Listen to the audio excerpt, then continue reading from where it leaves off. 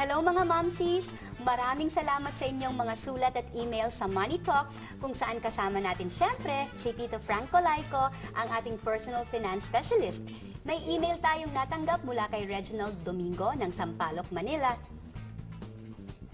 Dear Tito Frank, yung misis ko po hindi marunong gumawa ng budget. Lalo na sa pang-grocery. Basta na lang pupunta sa palengke at kung ano ang makita yun ang bibilin. Mali po yun, di ba? Paano po ba gumawa ng budget pang-grocery?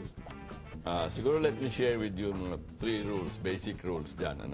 Una-una, isang tanong bakit grocery? Bakit hindi palengke?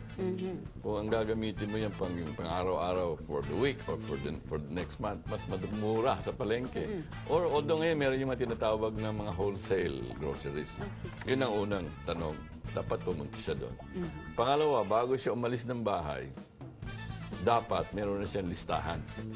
Ano yung menu niya for the week. Para ka rin restaurant sa bahay O bawat linggo, 2 araw lang may karne, o 5 araw may karne, o 3 araw manok, mga ganon, isda. Gagawa ka ng formularyo na iisa-isahin mo yun. Siguro naman alam ng misis niya kung ano yung gusto nila. Diba?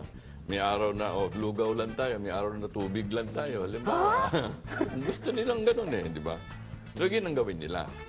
Pag meron na siyang formularyong ganon, pangatlong rule, wag mamimili sa grocery o palengke na gutom. Huwag ka gutom. Dahil pag ikaw gutom at nasa grocery ka, kung ano yung hawak mo ng pera, tiyak mapapagastos ka ng mas malaki.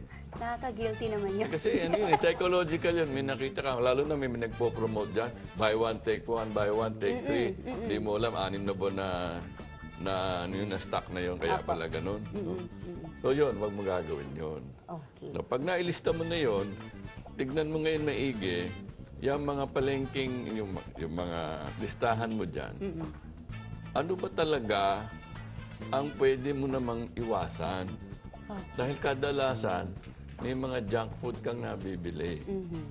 Hindi naman kailangan junk food. Pag kumakain ka, lalo na mas madaing matamis, mas napapa-engganyo kang kumain ng kumain. So, yan ang ating mga alituntunin sa bagay-bagay na lalo na kung tayo mag-grocery. Ang pinaka-importante dyan, huwag sana sa ating makalimutan, ay wag pupunta sa palengke o sa grocery na bibili na gutom.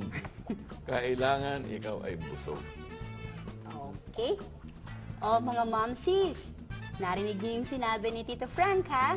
Para sa inyong mga katanungan, i-email lang kami sa momsmoneytalks@yahoo.com o sumulat sa moms/QTV, 2nd floor, Norbertina Building, East Avenue Corner, EDSA, Diliman, Quezon City.